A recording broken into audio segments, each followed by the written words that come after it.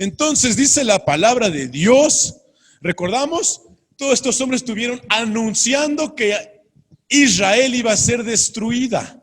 ¿Y qué pasaba mientras estos hombres anunciaban la destrucción? Algunos no les interesaba, otros se dormían, otros no hacían caso, seguían haciendo su vida normal, como mucha gente hoy en día. Sin embargo, leemos en Segunda de Reyes 17 que finalmente llega el cumplimiento de esta situación. Asiria destruye al reino del norte.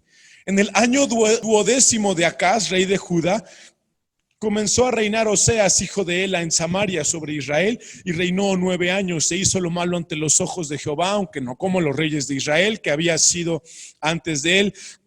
Contra este subió Salmanasar, rey de los asirios, y Oseas fue hecho su siervo y le pagaba tributo. Mas el rey de Asiria descubrió que Oseas conspiraba porque había enviado embajadores a So, rey de Egipto, y no pagaba tributo al rey de Asiria, como lo hacía cada año, por lo que el rey de Asiria le detuvo y le aprisionó en la casa de la cárcel. Y el rey de Asiria invadió todo el país y sitió a Samaria y estuvo sobre ella 3 años. En el año 9 de Oseas, el rey de Asiria tomó Samaria y llevó a Israel cautivo a Asiria y los puso en Alá, en Abor, junto al río Gozán, y en las ciudades de los medos, porque los hijos de Israel pecaron contra Jehová su Dios, que los sacó de la tierra de Egipto debajo de la mano de Faraón, rey de Egipto, y temieron a dioses ajenos, y anduvieron en los estatutos de las naciones que Jehová había lanzado de delante de los hijos de Israel, y en los estatutos que hicieron los reyes de Israel. Y los hijos de Israel hicieron secretamente cosas no rectas contra Jehová su Dios, edificándose lugares altos en todas sus ciudades, desde las torres de las atalayas hasta las ciudades fortificadas, y levantaron estatuas e imágenes de acera con todo collado alto debajo de todo árbol frondoso, y quemaron allí incienso en todos los lugares altos a la manera de las naciones que Jehová había traspuesto delante de ellos. Hicieron cosas muy malas para provocar a ira a Jehová. Y servían a los ídolos, de los cuales Jehová les había dicho: vosotros no habéis de hacer esto.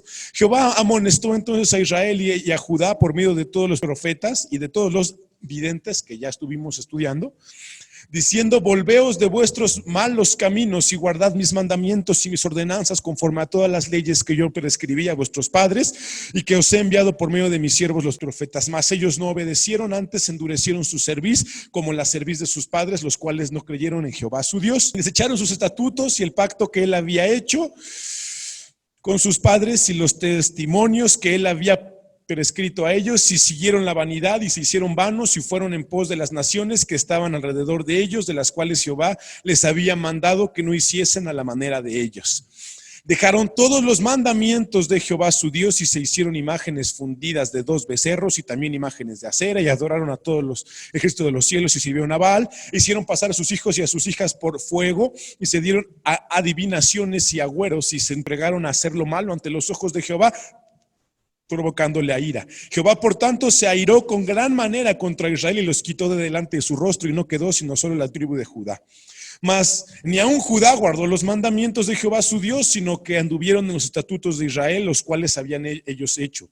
Y desechó Jehová toda la descendencia de Israel y los afligió y los entregó en mano de saqueadores hasta echarlos de su presencia, porque separó a Israel de la casa de David. Ellos hicieron rey a Jeroboam, hijo de Nabat, y Jeroboam apartó a Israel de en pos de Jehová y les hizo comer gran pecado, y los hijos de Israel anduvieron en todos los pecados de Jeroboam que hizo, sin apartarse de ellos, hasta que Jehová quitó a Israel de delante de su rostro, como él lo había dicho por medio de todos los profetas sus siervos. E Israel fue llevado cautivo de su tierra a Siria hasta hoy.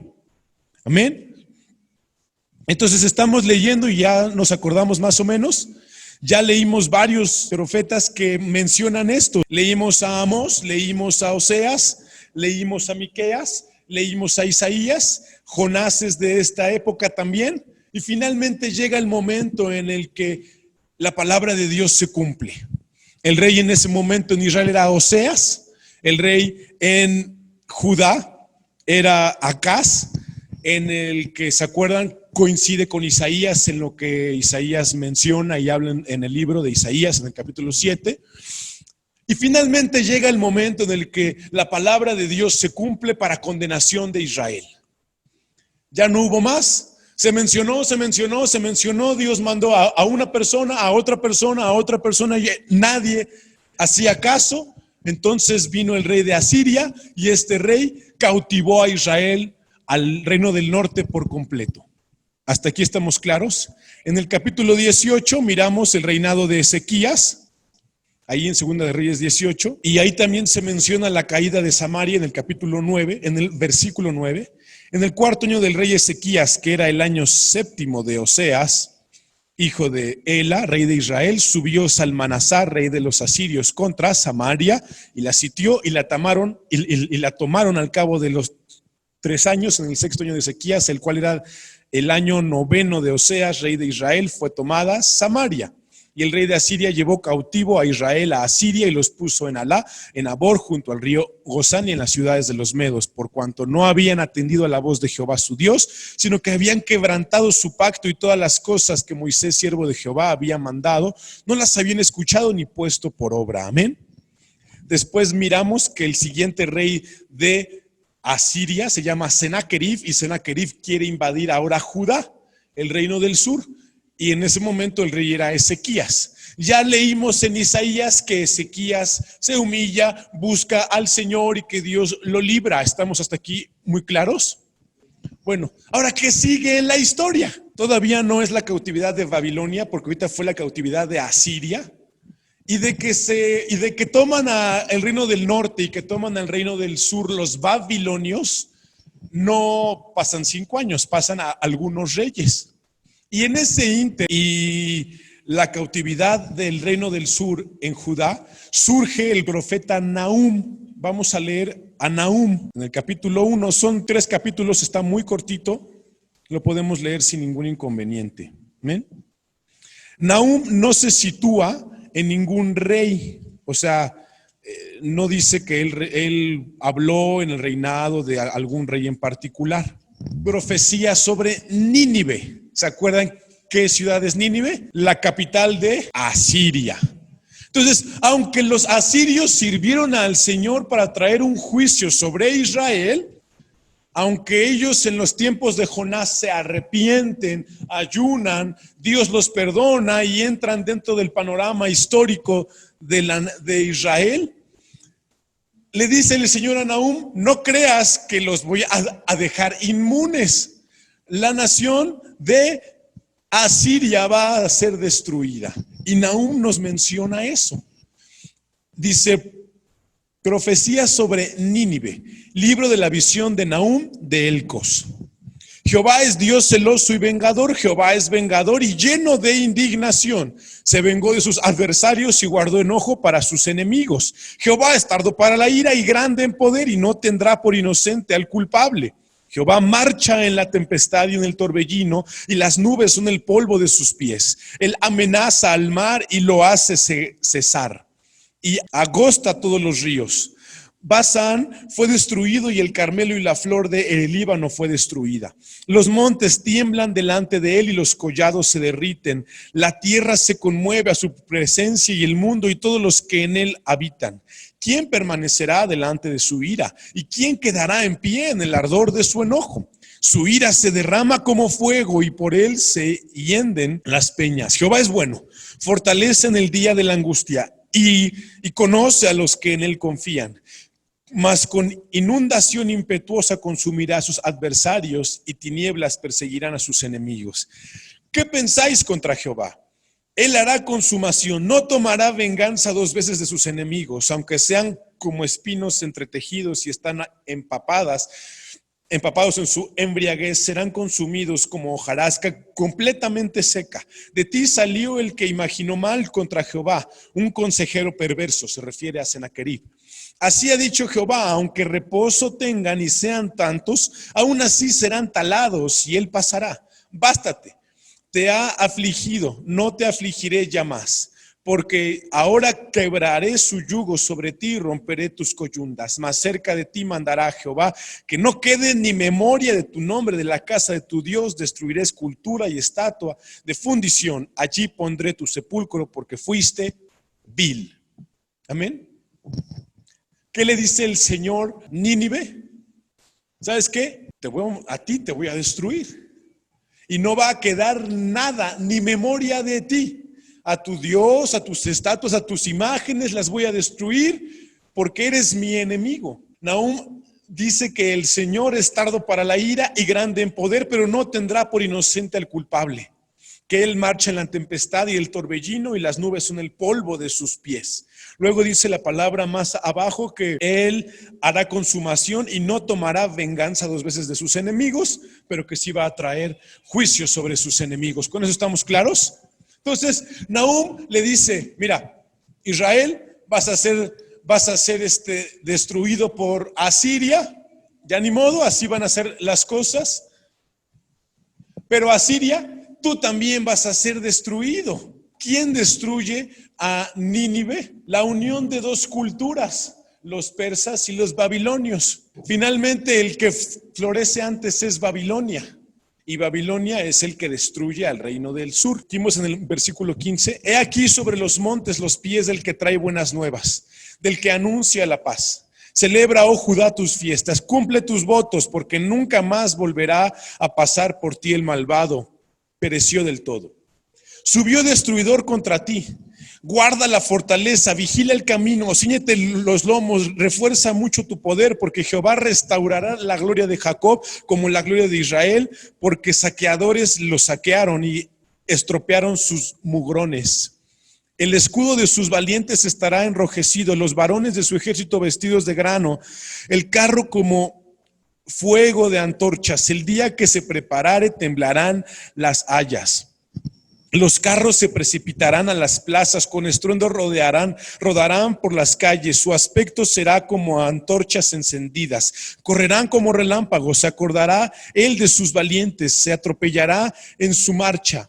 Se apresurarán a su muro y la defensa se preparará. Las puertas de los ríos se abrirán y el palacio será destruido y la reina será cautiva. Mandarán que suba y sus criados la llevarán gimiendo como palomas, golpeándose los pechos. Fue Nínive de tiempo antiguo como estanque de aguas, pero ellos huyen, dicen. Deteneos, pero ninguno mira. Saquead plata, saquead oro, no hay fin de las riquezas y suntuosidad de toda clase de efecto codiciables. Vacía, agotada y desolada está. Y el corazón desfalleció. Temblor de rodillas, dolor en las entrañas, rostros demudados. ¿Qué es la guarda de los leones y de la majada de los cachorros de leones? ¿Dónde se recogía el león y la leona y los cachorros de león y no había quien los espantase? El león arrebatará en abundancia para sus cachorros y ahogaba para sus leones y llenaba de presas sus cavernas y de robos sus guardias. El siguiente dice destrucción total de Nínive. O sea, básicamente el Señor le dice a Israel, sí voy a destruir a Nínive. Hay algo aquí interesante que es de lo que hoy quiero que mencionemos. ¿Tú cómo te sentirías con tu Dios de que destruyó a la nación a través de Nínive y que Nínive le está yendo bien? Hay otro hombre que se llama Habacuc, que es el que habla de eso, que se sentía raro. Dice, Señor, es que pues qué onda, o sea, esas naciones son peores que nosotros, esas naciones son más idólatras, más impíos, de lo peor que hay, y a nosotros nos castigaste con esas naciones, y esas naciones, pues ¿qué les va a pasar? Habacuc es el que menciona, más el justo por su fe vivirá.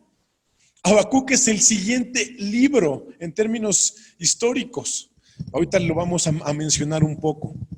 Amén. Leemos el capítulo 3 o ya se entendió el punto. Finalmente, Nínive va a ser destruida. Hay algo a lo que hoy me refería que quiero que mencionemos. Cuando nosotros nos equivocamos, cuando nosotros cometemos errores, viene la corrección de Dios a nuestras vidas. La corrección de Dios a nuestras vidas no siempre es como a nosotros nos gustaría, en secreto, ¿verdad? La corrección del Señor a nuestras vidas es, tú lo hiciste en lo secreto, yo lo voy a mostrar delante de todas las personas. ¿Sí se acuerdan lo que le pasó al rey David? Dice, en secreto tú te fuiste a buscar a Betsabé, pero a ti delante de toda la nación te van a hacer lo mismo. A veces nosotros quisiéramos que cuando algo malo hacemos, ya pasó, no importa, ¿sí o no? Ya el Señor me perdonó, ya se le olvidó, ya estamos otra vez a cuentas, porque Isaías dice que si nuestros pecados son muy sucios, nos pongamos a cuentas y todo va a estar muy bien y ya no va a pasar nada. El Señor dice, no, sí va a pasar, sí vas a ser corregido porque no lo hiciste de manera eventual. Se te estuvo diciendo que no lo hicieras. Estuviste escuchando los mensajes de que tienes que hacer ajustes, de que te arrepientas y no lo hiciste. Y en el tiempo en el que te quisiste arrepentir era porque ya tenías 2 años a Siria rodeándote. Entonces uno se queda con un sentir de impotencia, ¿sí o no? Pues sí la regué, pero mira, me está yendo re mal y estas personas re bien.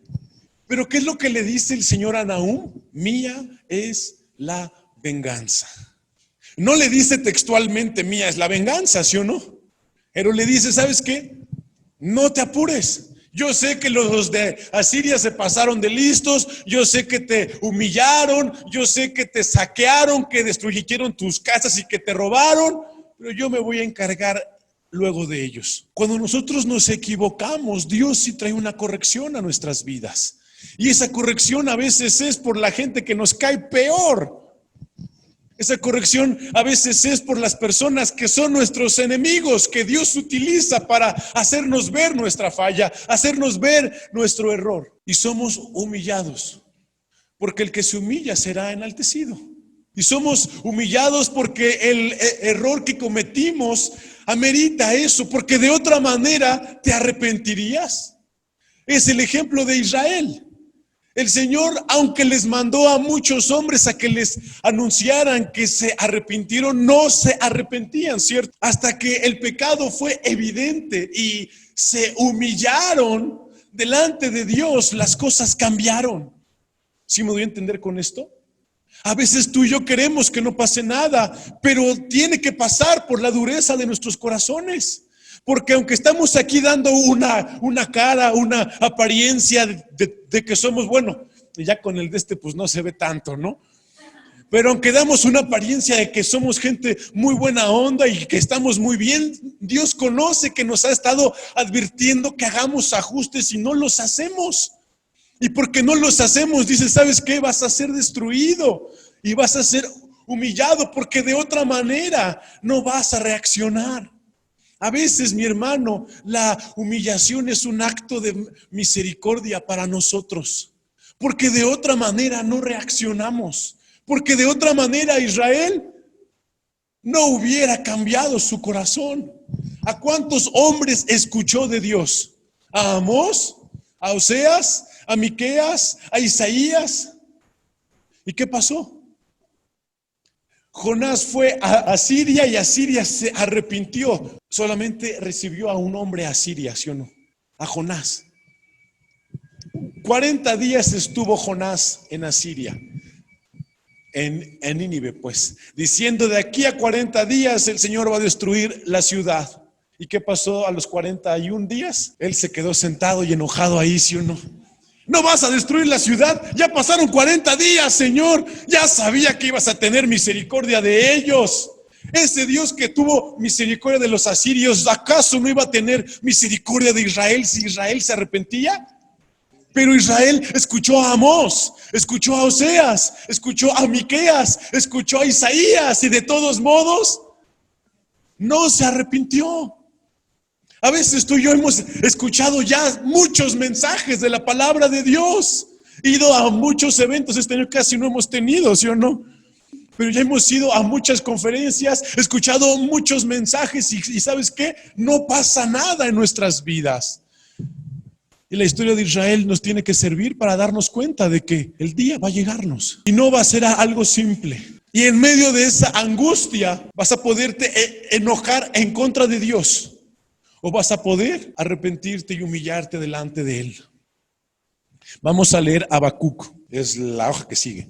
Habacuc se escribe en el intervalo de la caída de Nínive y la caída de Jerusalén, entre el 612 y el 586. Acuérdense que como es antes de Cristo, 586 es más cercano y 612 es más lejano, ¿no? Entonces, en ese ínter, Nínive cae en el 612 antes de Cristo. ¿Estamos claros con eso? Y Jerusalén cae en el 586. El viernes vamos a mencionar rápidamente quién estaba de rey en ese momento. Habacuc 1.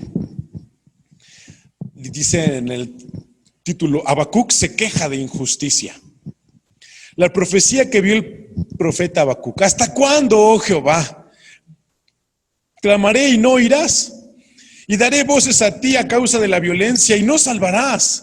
¿Por qué me haces ver iniquidad y haces que vea molestia? Destrucción y violencia están delante de mí, y pleito y contienda se levantan, por lo cual la ley es debilitada y el juicio no sale según la verdad, por cuanto el impío asedia al justo. Por eso sale torcida la justicia. Amén. ¿Qué es lo que dice ahí Habacuc? Señor, pues ya estuvo, ya, ¿qué onda, no? ¿Hasta cuándo vas a escucharnos? ¿Hasta cuándo vas a hacer algo? Mira lo que está pasando en el mundo. Amén. Versículo 5. Mirad entre las naciones y ved y asombraos, porque haré una obra en vuestros días que aun cuando se os contare no la creeréis. Porque aquí yo levanto a los caldeos, o sea, a Babilonia, nación cruel y presuntuosa que camina por la anchura de la tierra para poseer las moradas ajenas. Formidable es y terrible. De ella misma procede su justicia y su dignidad. Sus caballos serán más ligeros que leopardos y más feroces que lobos nocturnos.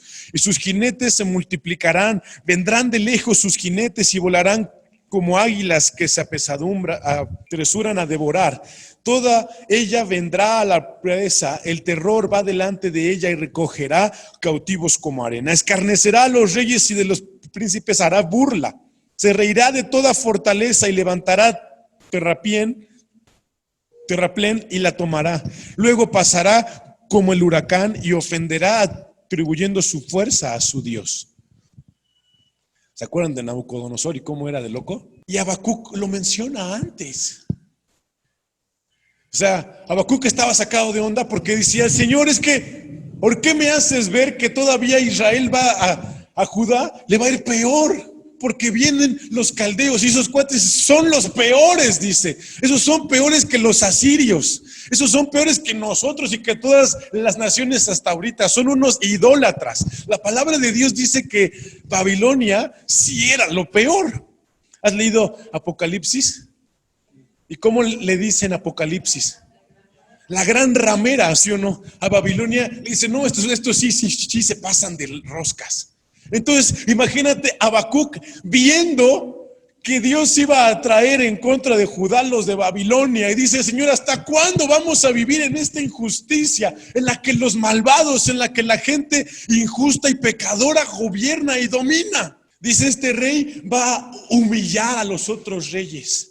Y va a decir que todo lo logra por su fuerza y por su Dios. A veces así, te repito, necesita pasarnos para que reaccionemos. Pero tú y yo sabemos que el imperio de Babilonia no fue para siempre.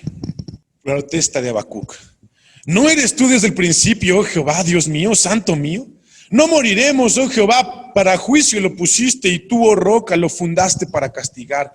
Muy limpio eres de ojos para ver el mal, ni puedes ver el agravio. ¿Por qué ves a los menospreciadores y callas cuando destruye el impío al más justo que él? Y haces que sean los hombres como los peces del mar, como reptiles que no tienen quien los gobierne. Sacarán a todos con anzuelo, los recogerá con su red y los juntará en sus mallas, por lo cual se alegrará y se regocijará. Por esto, dice, hará sacrificios a su red y ofrecerá sahumerios a sus mallas, porque con ellas engordó su porción y engrasó su comida. Vaciará por eso su red y no tendrá piedad de aniquilar naciones continuamente. Habacuc le está reclamando al Señor acerca de los caldeos. O sea, algo que tenemos que ver es que Habacuc dio por hecho que eso iba a ocurrir. No dudó en la palabra de Dios.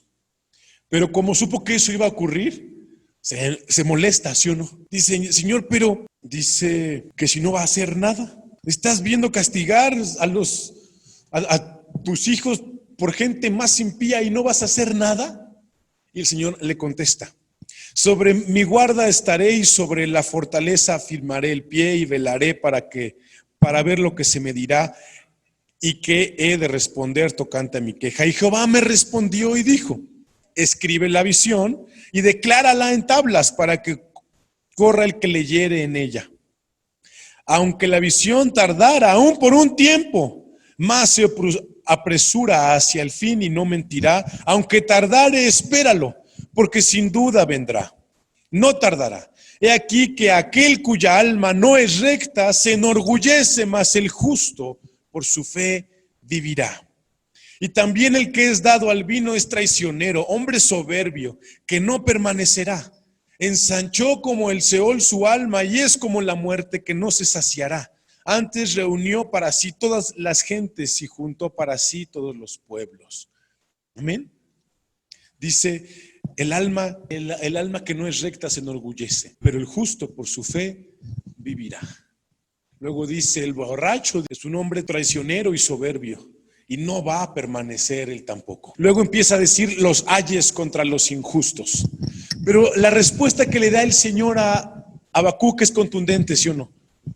Dice, tú no te apures. Al final dice, cada persona, cada individuo que se ensoberbece va a valer gorro. Pero cada persona que vive por su fe va a ser justificada. Porque el justo por su fe vivirá. Y entonces Habacuc hace ayes contra los injustos. ¿A qué se refieren los ayes? Eso de ay de aquellos que son mentirosos, ay de estos, ¿sí me doy a entender? En Apocalipsis hay 3 ayes. Entonces empieza a decir, vamos a leer en el versículo 9, ay del que codicia injusta ganancia para su casa, para poner en alto su nido, para escaparse del poder del mal. Amén. ¿Quiénes son esos? Hay del que codicia injusta ganancia para su casa, para poner en alto su nido. Los que roban, los codiciosos, no los que tienen más, los que buscan de una manera injusta el tener para elevar su casa, o sea, elevar su imagen, ¿sí o no? Tomaste consejo vergonzoso para tu casa, asolaste muchos pueblos y has pecado contra tu vida. Porque la piedra clamará desde el muro y la tabla del enmaderado le responderá. ¿Cuál es esa tabla del enmaderado? Cruz. Hay del que edifica la ciudad con sangre y del que funda una ciudad con iniquidad. ¿No es esto de Jehová de los ejércitos? Los pueblos pues trabajarán para el fuego y las naciones se fatigarán en vano. Versículo 15, porque la tierra será llena del conocimiento de la gloria de Jehová, como las aguas cubren el mar. ¿Se acuerdan lo que decía Isaías y Miqueas acerca de que a su pueblo le faltó conocimiento y que por eso perecieron? Habacuc dice, pero un día la tierra será llena del conocimiento de la gloria de nuestro Dios, dice, así como las aguas cubren al mar. Hay del que da a beber a su prójimo. Hay de ti que le acercas tu hiel y le embriagas para mirar su desnudez. Te has llenado de deshonra más que de honra. Bebe tú también y serás descubierto. El cáliz de la mano derecha de Jehová vendrá hasta ti y vómito te afrenta sobre tu gloria. Porque la rapiña del Líbano caerá sobre ti, la destrucción de las fieras te quebrantará a causa de la sangre de los hombres y del robo de la tierra de las ciudades y de todos los que en ella habitan. ¿De qué sirve la escultura que esculpió el que la hizo? La estatua de fundición que enseña mentira. ¿Para qué haciendo imágenes mudas confía el hacedor en su obra? Hay del que dice al palo, despiértate, y a la piedra muda, levántate. ¿Podrá él enseñar? Y aquí esta ciudad está cubierto de oro y plata y no hay espíritu dentro de él, mas Jehová está en su santo templo. Calle delante de él toda la tierra. ¿Qué dice el Señor a Habacuc y qué entiende Habacuc? El castigo fue sobre la nación, pero cada individuo va a tener una oportunidad delante de Dios de comportarse de una manera diferente. La nación falló. Todos se equivocaron, fueron en pos de otros ídolos, eran soberbios, eran avaros, dice, están cayendo sobre las manos de Babilonia. Lo peor de lo peor para un judío verdadero. Pero el justo va a vivir por su fe. Pero hay de aquellos, dice, hay de aquellos que les gusten las ganancias injustas. Hay de aquellos, dice, que les guste la violencia, imponerse a través de la violencia. Hay de aquellos que les guste emborracharse. Hay de los que son idólatras y sirven a una piedra y a un palo. Y después la oración de Habacuc es maravillosa. Termina Habacuc lleno de paz. Ok, Señor, entonces esto es una relación personal contigo. Israel tenía un sentido de nacionalismo muy grande. Israel sentía que su nación, que su pueblo era el pueblo de Dios. Pero el Señor le dijo, como nación ya los abandoné, pero como individuos, como personas en particular, podemos mantener una buena relación. Estos años que van a estar allá, si ustedes son rectos, yo los voy a bendecir. Al que sea recto, y al que no, dice, ay de él. La oración del profeta Habacuc sobre Sigionot. Oh Jehová, he oído tu palabra y temí. O sea que ya no va a seguirle reclamando. Oh Jehová, aviva tu obra en medio de los tiempos, hazla conocer en la ira, acuérdate de la misericordia. Dios vendrá de Temam, el santo desde el monte de Parán. Su gloria cubrió los cielos y la tierra se llenó de su alabanza, y el resplandor fue como la luz. Rayos brillantes salían de su mano y allí estaba escondido su poder. Delante de su rostro iba mortandad y a sus pies salían carbones encendidos. Se levantó y midió la tierra.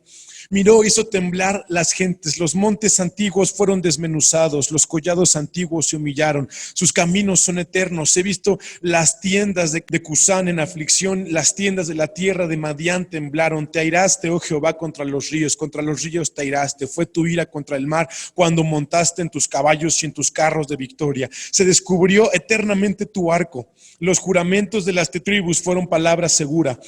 Hendiste la tierra con ríos, te vieron y tuvieron temor los montes. Pasó la inundación de las aguas, el abismo dio su voz, a lo alto alzó sus manos. El sol y la luna se pararon en su lugar, a la luz de tus saetas anduvieron y al resplandor de tu fulgente lanza. Y con ira hollaste la tierra, con furor trillaste las naciones, saliste para socorrer a tu pueblo, para socorrer a tu ungido. Traspasaste la cabeza de la casa del impío, descubriendo el cimiento hasta la roca. Horadaste con tus propios dardos las cabezas de sus guerreros, que como tempestad acometieron para dispersarse, cuyo regocijo era como para devorar al pobre. Encubiertamente caminaste en el mar con tus caballos sobre la mole de las grandes aguas. Y oí, y se conmovieron mis entrañas, y a la voz temblaron mis labios. Pudrición entró en mis huesos y dentro de mí me estremecí. Si bien estaré quieto en el día de la angustia, cuando suba el pueblo al que lo invadirá con sus tropas, aunque la higuera no florezca, ni las vides haya frutos, aunque falte el producto del olivo y los labrados no den mantenimiento, y las ovejas sean quitadas de la majada y no haya ya vacas en los corrales, con todo yo me alegraré en Jehová y me gozaré en el Dios de mi salvación. Jehová el Señor es mi fortaleza, el cual hace mis pies como de ciervas y en mis alturas me hace andar. Habacuc dice, ya vi al Señor trayendo condenación sobre la ciudad. Ya lo vi destruyendo, ya lo vi matando, ya lo vi atacando a través de estas personas. Pero mira lo que dice el versículo 16 en la parte del final. Si bien estaré quieto en el día de la angustia, cuando suba al pueblo el que lo invadirá con sus tropas. Amén. Habacuc tenía paz, aunque sabía que venían a destruirlo los babilonios. O sea, Habacuc dice, está bien, Señor, yo me voy a sentar, no voy a estar angustiado el día en el que vengan los que nos vienen a destruir. Y aunque se acaben las vacas, aunque los higos, aunque no haya nada, aunque no tengamos nada, dice, y estemos en la calle, yo me voy a gozar con el Dios de mi salvación, porque me dijiste que el justo por su fe vivirá. Amén. Dios va a traer una condenación sobre nuestra nación. Dios va a traer una condenación sobre nuestro mundo. Dios va a traer una condenación sobre las diferentes culturas, las diferentes ideologías, las diferentes generaciones. La diferencia entre tú y esas personas va a ser tu fe. Ya no hay más, mi hermano. Tú puedes reaccionar como los israelitas. Ay, que ya se calle Amós. Amós, ya vete de aquí. Ay, ya vámonos. ¿Y qué decían de Miqueas? Ay, Miqueas, no hables, ya vete de aquí. No nos interesa escucharte. Ya, mamá, vámonos mejor a los tacos del pastor. ¿Qué decía el Señor? Tuvieron la oportunidad de escuchar y ajustar sus caminos y tuvieron 1000 justificaciones para no hacerlo. Pero el día en el que las cosas lleguen, van a ser humillados. Pero Dios no lo hace solamente para humillarlos. No lo hace simplemente para humillarnos, sino para que en ese momento reconozcamos que estamos en el error y que Dios nos puede librar de ese error. Hay un lapso intermedio. Ahorita nada más leímos a Nahum y a Habacuc, y después vienen otra serie de profetas, Jeremías y Sofonías. Son ya en el tiempo de Josías. Si no ajustas, vas a ser humillado. Amén. Si no ajustas, el juicio va a venir sobre ti. Y cuando el juicio venga sobre la nación, sobre nuestra ciudad, sobre nuestro país, tú mismo vas a darte cuenta. Va a haber gente a la que le va a faltar. Y otros en las mismas condiciones que van a tener suficiente. ¿Cuál va a ser la diferencia? Lo que decía Habacuc: yo voy a vivir de manera recta delante de Dios. Vamos a ponernos en pie.